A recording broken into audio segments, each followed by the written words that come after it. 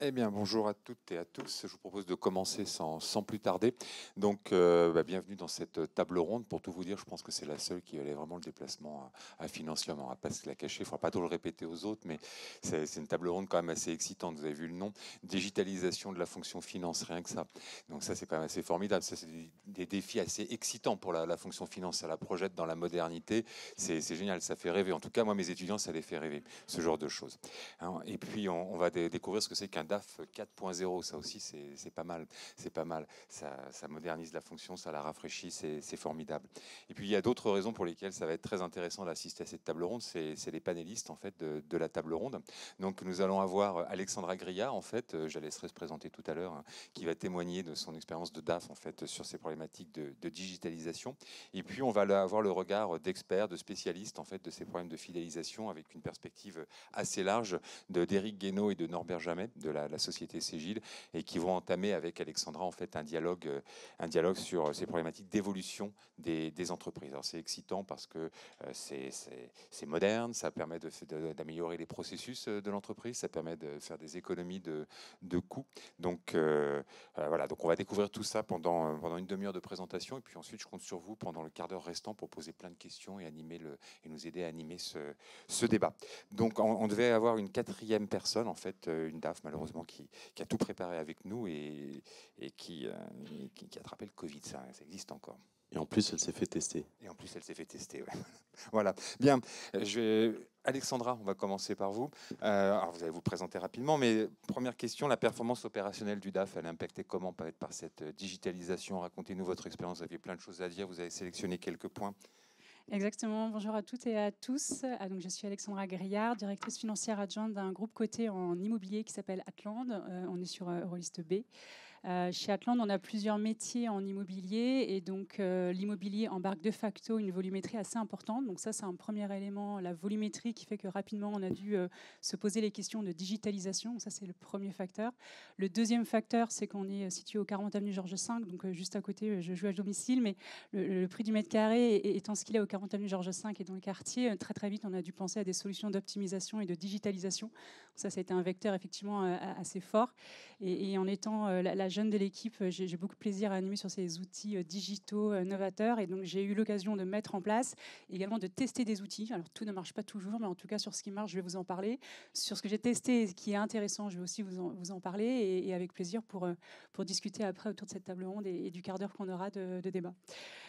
Donc, dans les outils structurants, je dirais, dans le socle du process digitalisation que l'on a mis en place, il y a vraiment les trois étapes. Il y a vraiment la collecte de données, donc vraiment comment est-ce qu'on s'organise au quotidien au niveau des opérations et des métiers pour collecter la donnée, la collecter de la manière la plus fiable possible, la plus sécurisée et la plus homogène sur toutes les unités de manière transverse. Ensuite, c'est comment est-ce qu'on restitue sa donnée. Donc, on va autour des dashboards, donc mettre en place tout ce qui est dashboard, tout ce qui est restitution de la donnée. Et dans un troisième volet, vraiment tout ce qui est analyse et aide au pilotage de ces données. Donc, c'est vraiment ces trois pans-là qu'on va regarder ensemble. Donc, sur tout ce qui est collecte de la donnée, on a déjà beaucoup parlé de tout ce qui est OCR. Je pense que vous connaissez un peu ces outils qui permettent de lire en automatique des factures, mais tout ce qui tourne autour de l'intelligence artificielle dans la lecture automatique de documents me semble assez intéressant. On est sur des outils de lecture optique qui facilitent du coup le travail de l'humain, qui permettent d'embarquer des volumétries extrêmement importantes avec des taux de fiabilité qui commencent vraiment à porter leurs preuves. Deux outils qu'on a pu développer, nous, chez Atland. Le premier, c'est autour de la lecture de pièces d'identité, puisqu'on embarque une activité de crowdfunding. On est vraiment très novateur en termes d'activité. Hein. On est sur du crowdfunding immobilier, donc du financement participatif, donc qui s'adresse à des particuliers. Dans ce type d'activité, on doit s'assurer de l'identité de la personne qui investit. Ça fait partie de la réglementation. Et donc, de ce fait, on doit obtenir les pièces d'identité de ces personnes. Donc, on a beaucoup d'investisseurs, que ce soit sur du crowdfunding ou d'autres activités. En tout, on a à peu près 30 000 investisseurs, donc autant de documents à vérifier. De facto, on a tout de suite étudié les solutions de lecture automatique de ces pièces d'identité. Et donc aujourd'hui, tous les documents que l'on reçoit sont lus par lecture optique retoqué, si vous me passez l'expression, par lecture optique, puisque les cartes de piscine, ça ne fonctionne pas pour faire du crowdfunding et des investissements.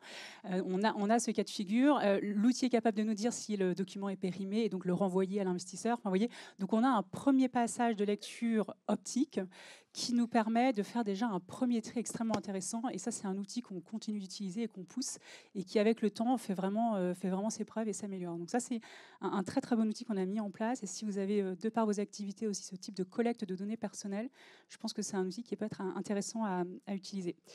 Le deuxième sur la lecture optique, c'est tout ce qui tourne. Alors nous, encore une fois, on est dans l'immobilier.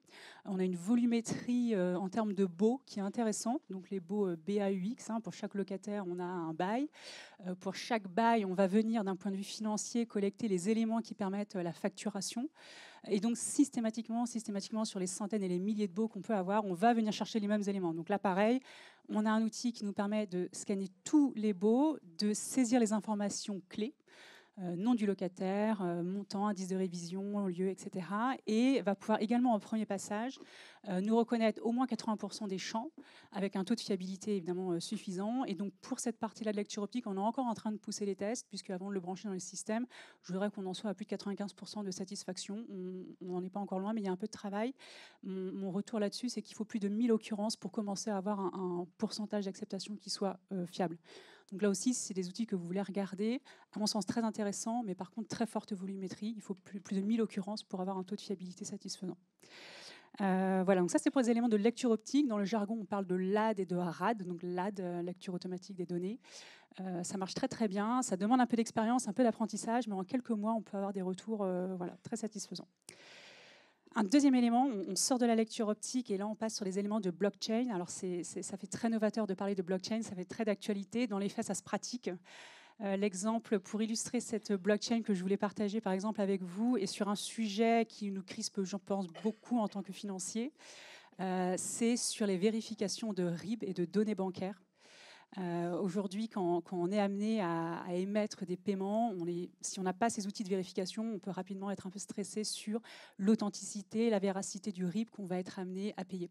Et donc là-dessus, il y a des solutions bancaires qui sont très intéressantes. Il y a des réseaux interbancaires qui sont connectés, qui permettent ces vérifications. Vous les avez peut-être aussi chez vous, mais en vérifiant le couple, donc IBAN, SIRET de la société, et par des vérifications en ligne que vous avez en 30 secondes, en 30 secondes, vous avez la réponse, de savoir si le couple IBAN-SIRET correspond bien. Auquel cas, vous avez un signal vert qui vous indique que ce RIB est authentifié et vous pouvez y aller les yeux fermés. Cet outil est très bien, mais il fonctionne entre guillemets sur 60% des RIB, ce qui est un peu limitant. Dès lors qu'on rentre sur des comptes à l'étranger, des néobanques, tout de suite, ça devient plus compliqué et là, on n'a pas de retour. Et à ce moment-là, c'est là qu'intervient la blockchain, puisqu'il existe des outils sur le marché. Nous, en l'occurrence, on utilise SIS-ID. Et en adhérant au réseau SIS-ID, en fait, on arrive avec notre base de données fournisseurs, en donnant de manière anonyme, bien sûr, mais notre SIRET et les IBAN qu'on a été amenés à payer de manière fiable. Les plus de 10 000 adhérents au réseau apportent également ces données. Et par vérification comme ça entre les 10 000 adhérents, on crée en fait une base fiabilisée, donc un élément de blockchain qui va venir pouvoir après fiabiliser les paiements que vous faites. Donc on le fait nous à l'enregistrement du fournisseur, avant mise en paiement, et évidemment en cours de route, de toute façon, si on a des éléments de modification des RIB. Mais à mon sens, c'est aussi un outil extrêmement puissant et intéressant, et à mon sens même aujourd'hui indispensable, puisqu'il commence même à être embarqué dans les outils et dans les ERP des différentes solutions comptables. Voilà. Merci Alexandra. Donc je vais passer la parole sans plus tarder à Eric et à Norbert. Qu'est-ce que ça vous inspire tout ça par rapport à votre vécu, la perspective large que vous avez sur le marché? Plein de choses. Donc, bonjour, je suis Eric Guénaud, je fais du marketing produit chez Cegid autour de nos solutions finance, avec un focus particulier sur la gestion de trésorerie. Et peut-être effectivement, on peut continuer ou pas, si, sur l'exemple que tu viens de donner, Alexandra, sur la sécurisation des processus de paiement. Et donc, effectivement, nous avons implémenté dans nos solutions la capacité de vérifier les coordonnées bancaires des tiers et au moment de leur création dans l'ERP et aussi dans nos systèmes de paiement. Tu as effectivement parlé de cette technologie qui est la blockchain qui permet aux entreprises de partager leur base tiers et de ensemble avoir confiance dans cette agrégats de données, ce qui effectivement donne de la productivité dans le paiement. On peut également utiliser des technos d'intelligence artificielle dans ces processus pour gagner de la productivité dans les processus de signature de virement. Certains de nos clients, beaucoup de nos clients, quand ils paient par campagne pour agréger leur décaissement, on parlera de prévision de trésorerie tout à l'heure, et la conséquence de cela est que souvent les remises de paiement contiennent le paiement de beaucoup de factures, et on demande à des signataires qui sont souvent des dirigeants de l'entreprise et qui n'ont pas beaucoup de temps, de valider les paiements, de signer les paiements avant qu'ils ne soient envoyés en banque. Ce qu'on essaie de faire avec l'intelligence artificielle, c'est d'analyser les habitudes de paiement de l'entreprise, l'habitude de paiement des fournisseurs, pour pouvoir mettre en valeur, pour les signataires qui n'ont pas beaucoup de temps, de pouvoir mettre en valeur les paiements extraordinaires qu'il convient particulièrement de vérifier. Par exemple, l'intelligence artificielle permet de dire aux signataires « Attention, tel fournisseur a changé de coordonnées bancaires depuis la dernière fois qu'on l'a réglé ». Ou « Attention, vous allez faire un paiement dans une devise que vous n'avez pas, vers un pays que vous n'avez pas l'habitude de créditer. » Ou tel fournisseur que l'on paie tous les mois, là on le paie que d'habitude, est-ce que vous voudrez vérifier la facture? Donc voilà, sur cet exemple qui est d'actualité parce que les tentatives de fraude sont nombreuses. Voilà un exemple de techno au service de la direction financière pour gagner en productivité, en sécurité. Et d'ailleurs, je me permets effectivement aussi une précision, mais c'est vrai que là, on parle de vérification du RIB par RIB. Lors de la mise en place de ces solutions, on peut aussi tester l'intégralité des RIB que l'on peut avoir en base, aussi bien RIB fournisseur que salarié d'ailleurs. Et je trouve ça hyper intéressant parce que du coup, ça nous permet d'avoir un taux de fiabilité sur les RIB que l'on a, entre guillemets, en base, en portefeuille. Et c'est assez rassurant aussi pour un directeur financier de connaître son taux de fiabilité. Alors, les résultats sont parfois inquiétants parce que statistiquement, 10% ne coïncident pas. Après, tout ça, ça s'explique. Des histoires de filiales, de holding, etc. Mais néanmoins, je trouve que c'est une photo qui est intéressante et elle vaut le coup d'être faite. Honnêtement, c'est pas pour ce que ça coûte, mais c'est extrêmement rassurant. Et après, au fil de l'eau, effectivement, faire vérifier les RIB de manière automatique dans les outils. Merci beaucoup. Alors, j'imagine que tout ça, ça ne se fait pas tout seul. Il y a des prérequis, il y a des choses à gérer en amont, en fait, pour arriver à tout ça. Comment ça marche? Alors oui, alors en amont, effectivement, il faut coordonner les données, il faut faire des phases de test, de toute façon, ça c'est évidemment obligatoire. Après, sur cette solution, alors autant sur l'IA, tout ce qui est lecture automatique de données, il y a effectivement des phases de test qui sont importantes, et à mon sens, c'est de toute façon indispensable. Et la preuve, c'est que l'une des solutions dont je vous ai parlé, tant qu'on n'est pas au taux de satisfaction et au taux de 95% atteint, on n'ira pas plus loin. Donc la phase de test est très importante. Par contre, sur des outils comme les outils de vérification, comme la blockchain dont on vient de parler là, c'est du plug and play, ça fonctionne très bien. C'est des réseaux qui sont largement sollicités et fiables pour y aller et brancher, je dirais presque directement. Donc il y a les deux, effectivement, les deux options. Il faut avoir la data, il faut avoir des outils de reporting pour développer tout ça. Vous êtes équipé? Alors, ensuite, effectivement, donc maintenant qu'on a collecté la donnée de manière fiable, je dirais, on a cité quelques exemples, il y en a plein d'autres. On a vraiment centré ici sur les deux outils un peu novateurs.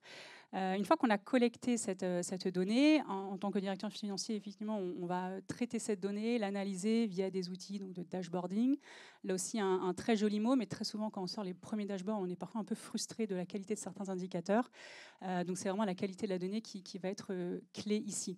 Un retour d'expérience là aussi, donc dans la construction d'actifs que j'ai eu à mettre en œuvre dans un autre poste, pour le coup, en tant que DAF adjointe également.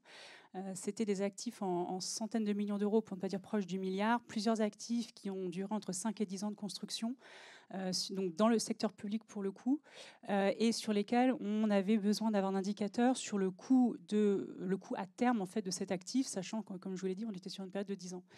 Donc, on est venu effectivement sourcer donc, les éléments du dashboarding de la comptabilité, donc ça de l'ERP de manière très très classique.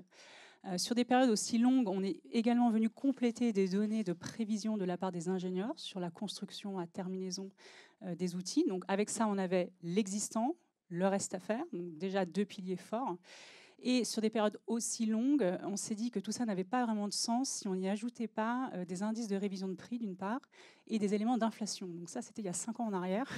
L'inflation était à peu près anecdotique à l'époque, mais aujourd'hui, elle est vraiment, elle bat son plein. Et donc, on y a rajouté en fait des données calculatoires qui permettaient du coup au directeur financier d'avoir son tableau de bord quasiment en temps réel, puisque c'était à la fois sourcé de la compta et à la fois sourcé de données d'estimation à terme, le tout avec des simulations d'indices de révision de prix et d'inflation, et donc d'avoir une enveloppe globale à terminaison, à horizon, donc en l'occurrence 5 ans ou 10 ans selon les travaux qui ont été construits, et de revenir du coup vers ces tutelles, donc les établissements financeurs, en disant sur une enveloppe de 100, en fait, ce ne sera pas 100, ce sera peut-être 102. Voilà. Mais quand on parle à l'échelle de proche du milliard, le 102 ou le 98 a vraiment son importance. Et donc, c'est vraiment tous ces outils qu'on est venu monter, toute une ingénierie financière. Ça peut paraître un peu simple, et je vous le simplifie ici, évidemment, mais dans le domaine de la construction, on a énormément de matériaux, à la fois du béton, de l'acier, tout ce qu'on peut imaginer. Il y a 40 indicateurs de référence. Et donc, cet outil embarquait en fait la révision automatique par type de matériaux et avec des estimations de la part de nos ingénieurs à terme. Donc c'était vraiment toute une ingénierie financière qui avait été mise en place, un vrai outil de pilotage et qui a vraiment été largement sollicité et qui l'est encore aujourd'hui sur les derniers travaux en cours de construction, à la fois à des fins de pilotage opérationnel, pilotage financier bien sûr pour le financement de ces travaux, et puis pilotage de toutes les équipes qui sont embarquées derrière pour coordonner ces travaux, puisqu'on était sur des centaines de collaborateurs. Oui, très bien. Alors, dans Benjamin, c'est Gilles également, donc je prends la parole, avec un rôle plutôt centré sur nos offres ERP.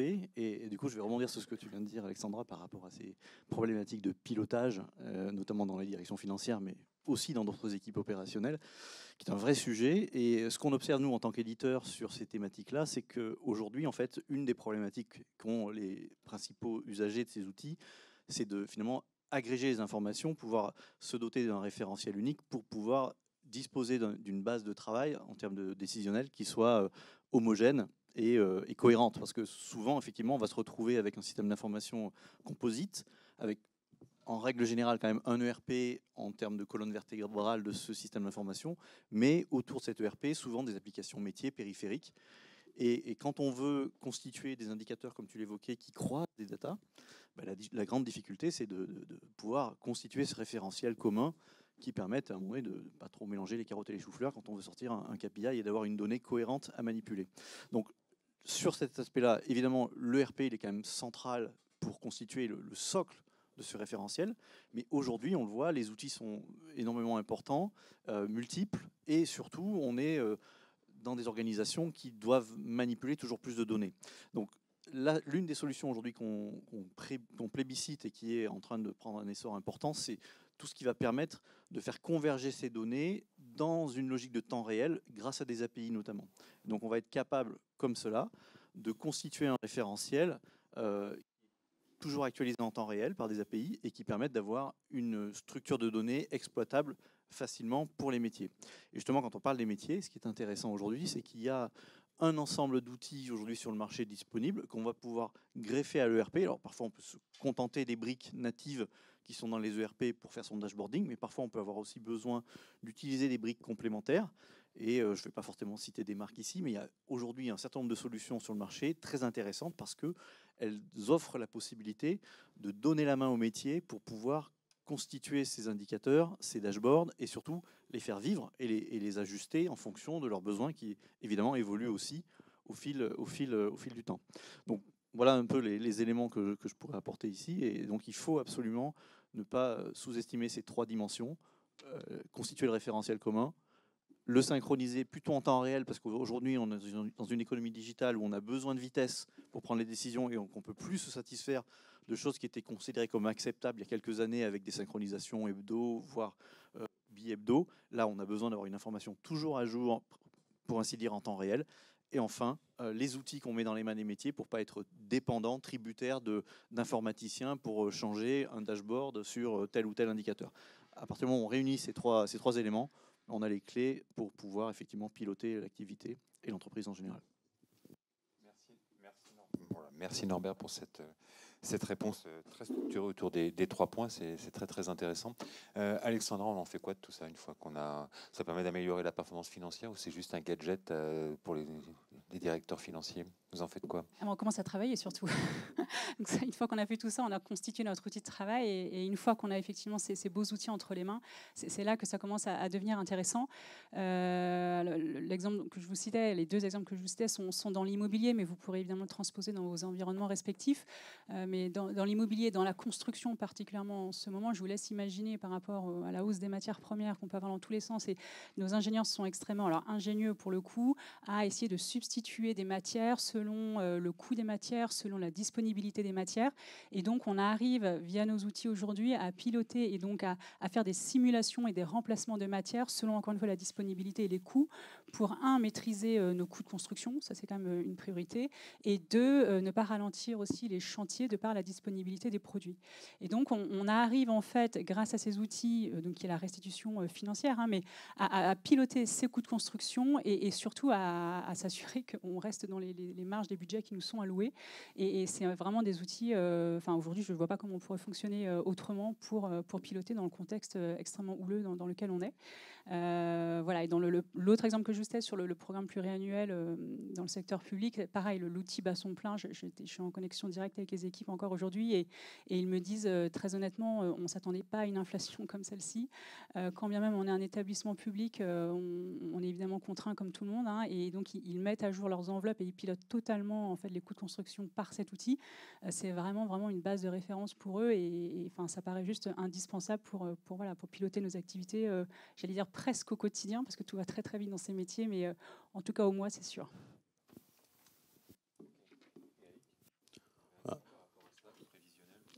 Alors sur le prévisionnel, alors je ne sais pas si vous avez participé à la constitution du nuage de mots tout à l'heure, mais le mot cash était en gros.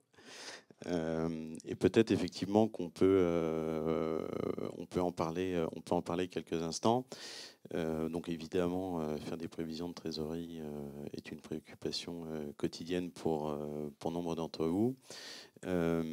On a parlé de blockchain, on a parlé d'IA. Maintenant, si on faisait un sondage dans la salle et qu'on vous demandait quels outils vous utilisez pour faire des prévisions de trésorerie, normalement, si vous êtes représentatif, 70% d'entre vous utilisent Excel. Bon, non mais soyez rassurés, d'ailleurs c'est normal. On en parlait avec Alexandra tout à l'heure. Et alors, bon, effectivement, il y a plusieurs manières pour faire des prévisions de cash. On peut partir de bilan prévisionnel, puis on peut aussi utiliser ce qu'on appelle la méthode directe, qui est la collecte de flux prévisionnels qu'on agrège, on traite les devises, on élimine des intercos et puis on consolide, qui sont des processus itératifs, alors qu'on fait tous les mois, toutes les semaines quand c'est le Covid, et qui prennent du temps. Et effectivement, on essaie d'aider nos clients à passer moins de temps à produire de la donnée et à passer plus de temps à analyser. Parce qu'une fois que vous dites que vous faites des prévisions de trésorerie, combien de temps est-ce que vous passez à essayer de savoir si elles sont bonnes ou si elles sont fausses? Vous ne répondez pas non plus, mais... et finalement, là, on n'a probablement pas besoin de choses compliquées, d'intelligence artificielle, de blockchain. Probablement que la seule chose dont on a besoin, c'est d'un outil, d'un logiciel qui permet à peu de choses. La première, c'est a posteriori d'analyser si sa prévision était juste ou pas en la comparant au réalisé. Évidemment, en intégrant des axes d'analyse qui vont être par entité juridique, par métier, voilà, selon des rubriques budgétaires qui vous sont propres, pour permettre d'aider les métiers qui vous fournissent la donnée à également s'en sentir responsables et à améliorer leur capacité à produire des prévisions fiables.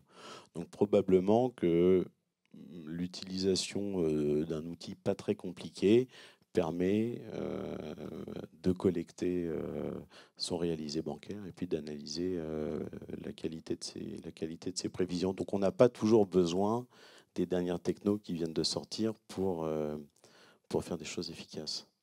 Voilà. Merci. Ça permet de remettre l'outil à sa place et c'est super. C'est Norbert, votre point de Je vue peux sur la question. peut-être dire en complément Je t'ai pas savonné autour la- de cette la planche. thématique de la performance financière, c'est que finalement, on l'a vu par rapport à la mise en place de dashboarding, de tableau de bord, on est quand même aujourd'hui en capacité d'avoir un pilotage vraiment bien piloté, bien précis au niveau de la direction financière, mais je pense que ce qui prévaut, c'est qu'à un moment donné, cette performance financière ne soit pas que l'adage de la direction financière, justement, et qu'on ait cette capacité à insuffler cette culture cash aussi dans les opérationnels, au niveau des opérationnels, dans les métiers de l'entreprise. Et à ce titre, aujourd'hui, avec les nouvelles générations de RP qu'on est capable de proposer au marché, on a des solutions qui sont extrêmement, d'une part, collaboratives, donc qui vont se propager sur un volume de collaborateurs beaucoup plus important que les anciennes générations de RP qui étaient quand même avant tout des solutions destinées à un public limité dans l'entreprise. Et donc, au-delà de cette propagation de RP sur un public beaucoup plus large, on a aussi cette capacité à leur donner des outils beaucoup plus intuitifs, centrés sur leur métier et qui intègrent des dimensions financières sur leurs opérations, en fait. Et donc, quelque part, qui les sensibilisent à la source sur leurs gestes de chaque jour, qui vont avoir une répercussion sur la performance financière de l'entreprise. Donc, un acheteur, selon ce qu'il va faire dans sa journée, il va y avoir évidemment des conséquences importantes, potentiellement pour l'entreprise, sur sa performance financière. Et de la même façon, la manière dont on va gérer les stocks, etc., à tous les étages de la fusée, on va se retrouver avec des conséquences financières qui auront une répercussion importante sur les tableaux de bord pilotés ensuite par la DAF. Donc, je pense que voilà, de ce point de vue-là, c'est assez important de considérer que la culture cash, elle se diffuse aussi au travers des outils et de la manière dont on contextualise l'information auprès des métiers. Avec un temps de retard, lui. Merci beaucoup. Alors, il y a un autre sujet qui est important, il faut sauver la planète une fois qu'on a fait tout ça. Vous avez commencé à utiliser ces outils pour des problématiques RSE, par exemple, Alexandra? Alors effectivement, l'un de nos prochains enjeux, je pense à tous, mais en tant que directeur financier, on en parlait dans les tables rondes et dans les séminaires ce matin, mais c'est effectivement rapidement passer au calcul du bilan carbone de nos différentes activités. Potentiellement aussi calculer une taxe carbone en interne. C'est déjà déployé sur pas mal de structures pour justifier, en fait, dans les choix d'investissement qui sont faits, avoir le coût interne qu'on se fixe sur cette taxe carbone. Mais plus globalement, effectivement, calculer notre empreinte carbone et rapidement, en tant que directeur financier, on l'a vu ce matin, on est mis effectivement à contribution sur ces sujets pour plusieurs raisons. La première, c'est que je pense qu'on ne pourra plus communiquer, alors je parle au-delà des sociétés cotées dont je fais partie, mais de manière générale, on ne pourra plus communiquer sur des indicateurs bruts de chiffre d'affaires, de marge, de cash, etc., sans y mettre une coloration green derrière. Suez a déjà commencé en ce sens. D'ailleurs, c'est un exemple assez intéressant. Il y a peut-être des gens de Suez dans la salle, mais je trouve que la communication qui a été faite sur les indicateurs 2021 est très intéressante, puisqu'elle met en lumière le pourcentage de chiffre d'affaires qui est éligible selon la taxonomie verte européenne. Ça, c'est la première partie. Et ensuite, ce sera le pourcentage de chiffre d'affaires qui est aligné. Donc, à terme, en fait, on tend vers ces éléments-là, c'est-à-dire sortir des indicateurs financiers, oui. Leur donner cette coloration, alors extra-financière, pour moi, les deux sont liés, mais extra-financière si on veut. Et voilà, et afficher des éléments de performance qui soient totalement imbriqués dans l'écosystème dans lequel on est, c'est-à-dire de par les enjeux planétaires que l'on suit tous collectivement. Et donc, en tant que financier, nous, notre rôle, il est vraiment là. Il est vraiment de donner cette coloration green sur tous les indicateurs qu'on va sortir. Donc voilà un petit peu. Alors, le champ de travail est extrêmement vaste là-dessus.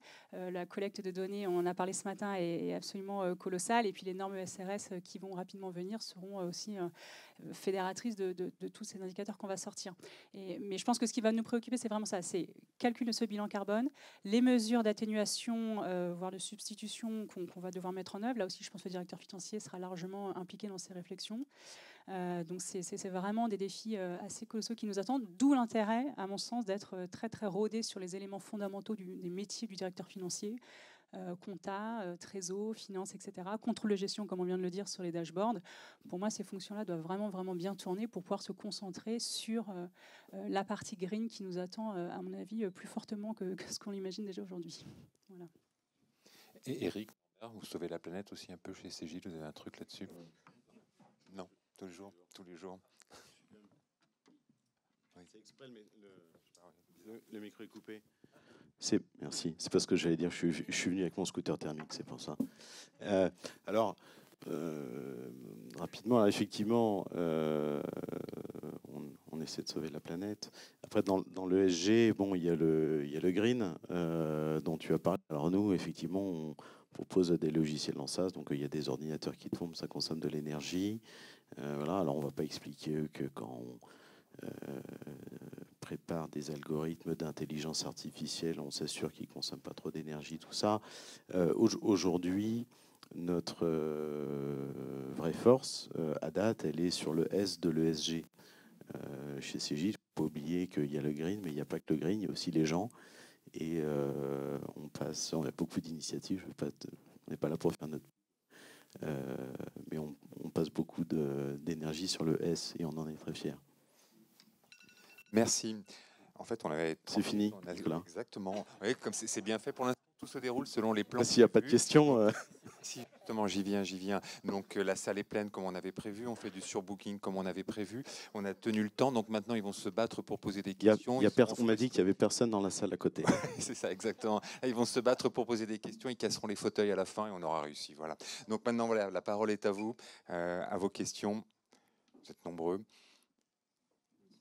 Voilà. Monsieur, si vous pouvez vous présenter à chaque fois, s'il vous plaît. Je vais le faire.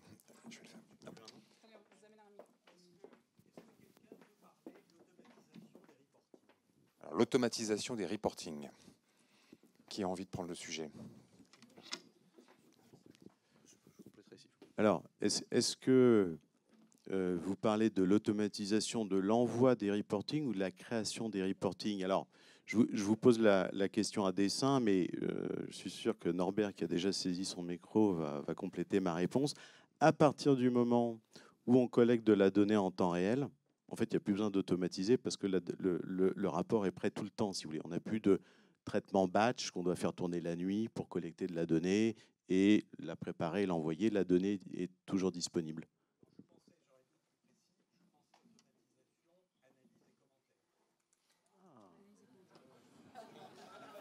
Non, mais je pense que... Enfin, alors, la réponse de l'éditeur pourrait être... Bon, vous faites évidemment référence à l'intelligence artificielle. Après, chacun a ses convictions propres. Nous ne croyons pas aujourd'hui, je ne crois pas aujourd'hui que la technologie puisse remplacer le DAF. Et je pense que où on en est aujourd'hui, c'est que la technologie doit permettre au DAF de ne plus produire de la donnée, mais de passer du temps à l'analyser. En tout cas, c'est la promesse qu'on essaie de faire à nos clients. Et si on arrive à faire ça bien, on sera content. En tout cas, voilà, on espère que vous serez tous là l'année prochaine. Vous n'aurez pas été remplacé par un robot. Non, ce que je peux dire peut-être en complément, c'est qu'aujourd'hui, dans un contexte où la data est devenue exponentielle en termes de volume, de contenu, de richesse et de diversité d'informations qu'on manipule dans les systèmes d'information de nos clients, dans les ERP, mais aussi en périphérie des ERP, un des apports des technologies aujourd'hui, c'est d'être capable déjà d'agréger l'information pour la rendre consommable par les DAF. Et notamment, dans cette approche-là, d'être capable de révéler des informations pour lui faciliter son travail d'analyse. Mais à un moment donné, effectivement, la gestion des commentaires de comment je vais exploiter cette donnée une fois que nous, on a facilité la capacité à la consommer, là, on va laisser ça aux experts et aux humains. Et encore heureux, je crois. D'autres questions?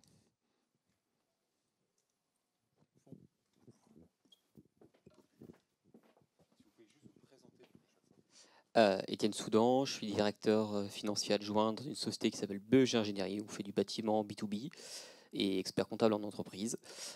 J'avais une question par rapport à ce que vous disiez, Madame Grillard, sur les nouvelles missions du DAF, sur la compensation, atténuation des impacts potentiellement délétères de nos business. Comment vous voyez le côté proactif du DAF de demain ou de la DAF de demain pour proposer des solutions de financement, d'atténuation? Parce qu'il y a un terme dans vos vocab qui m'a un peu choqué, c'est le coloration green, comment on fait pour éviter le greenwashing et faire des vraies choses qui marchent, quoi. Effectivement, alors, la notion de coloration green n'était pas dans une idée de greenwashing, je pense que vous l'avez compris, mais vraiment de porter cette dimension, on dirait effectivement green ou pas.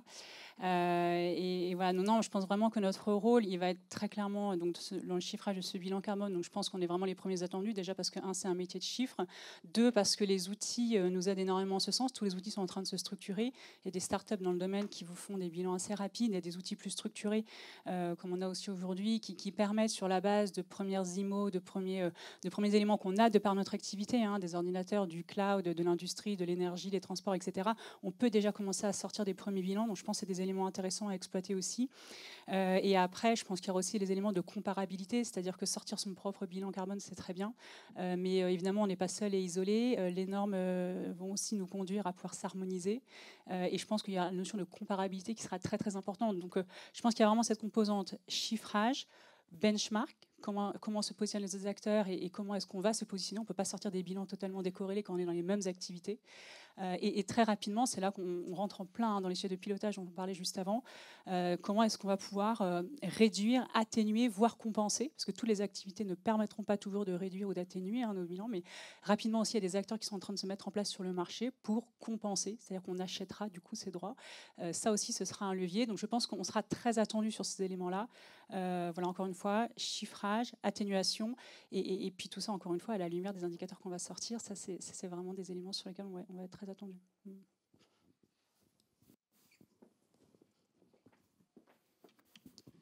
Oui, Stéphane, je travaille pour une grande banque de la défense. Juste une question par rapport à ce que vous avez présenté en IA.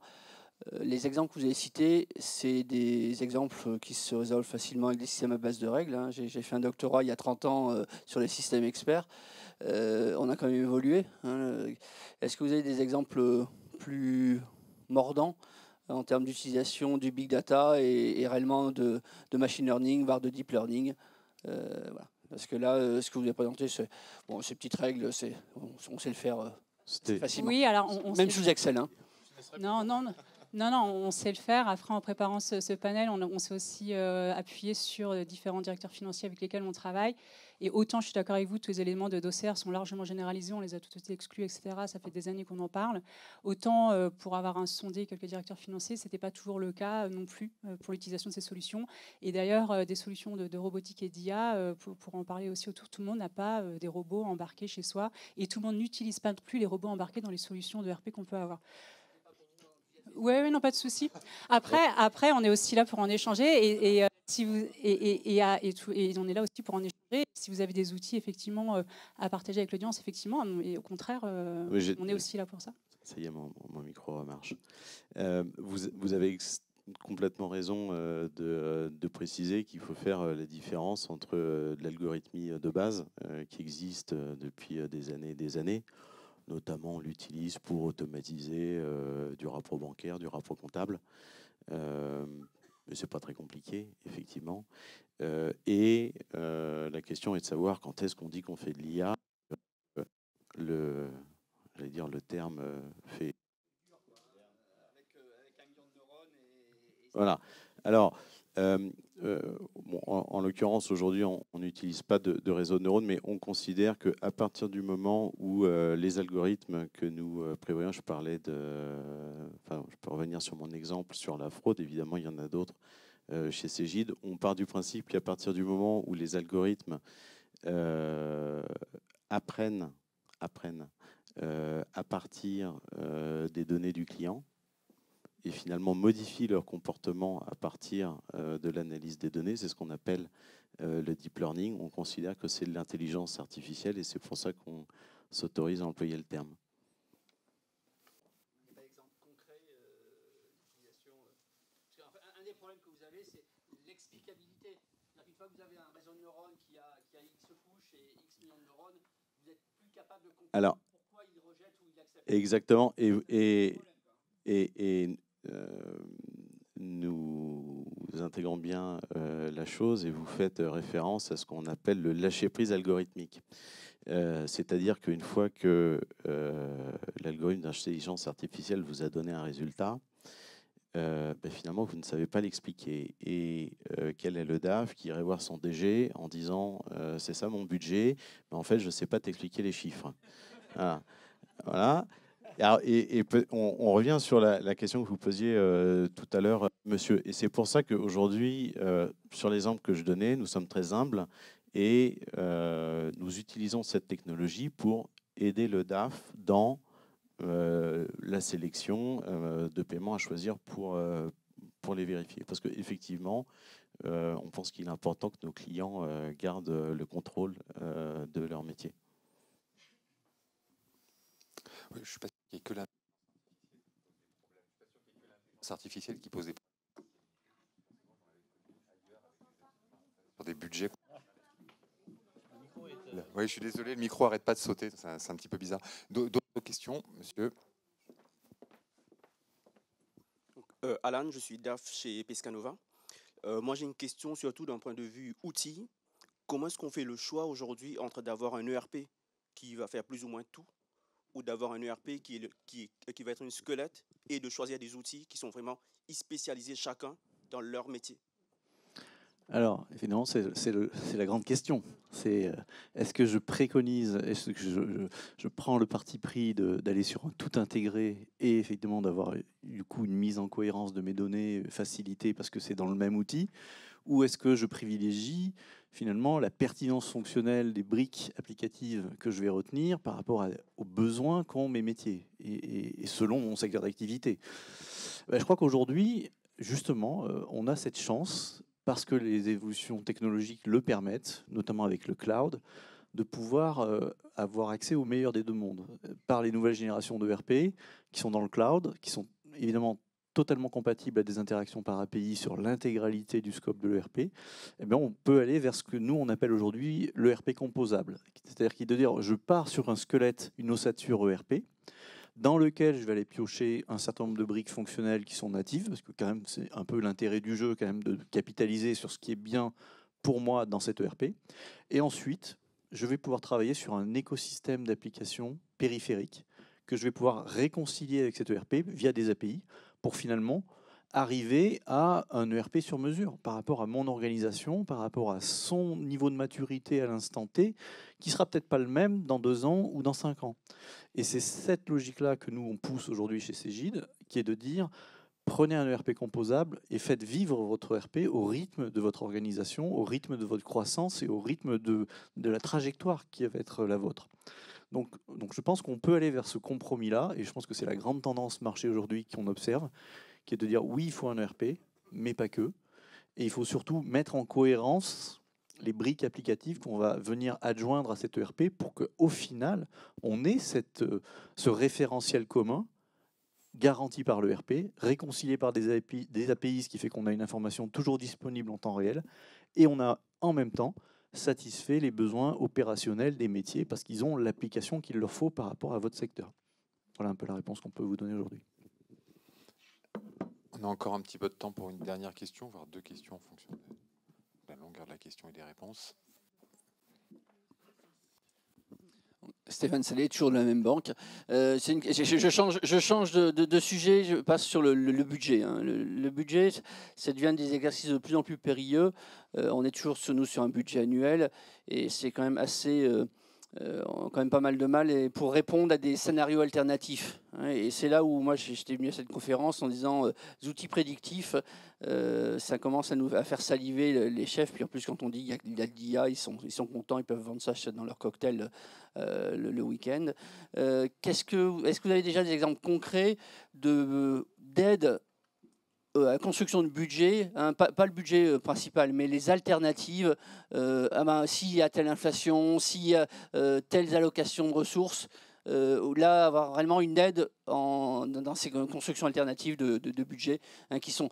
on est en plein dans ces négociations budgétaires, et en ce moment, c'est OK, il faut budget, il faut augmenter ça, qu'est-ce que tu peux nous proposer en tant que contrôleur de gestion avant de retourner voir les métiers? Donc là, des exemples concrets, ça serait sympa.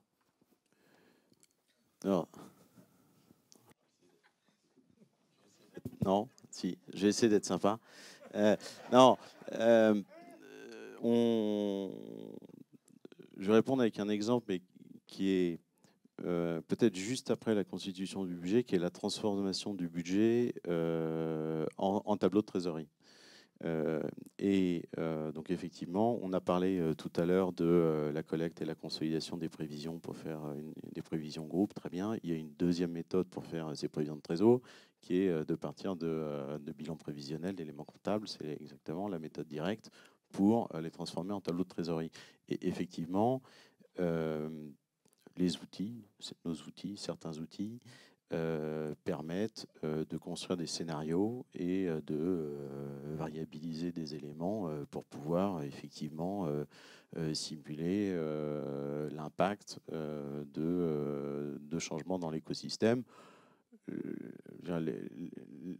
L'exemple le plus flagrant qu'on a eu, c'était pendant le Covid, où on a des clients qui, par exemple, sont dans l'intérim, qui ont arrêté de vendre de la prestation et qui ont dû, du jour au lendemain, par des changements de règles assez radicaux, pouvoir dire, OK, c'est quoi l'impact de plus vendre de prestat, combien de temps est-ce que je peux vivre?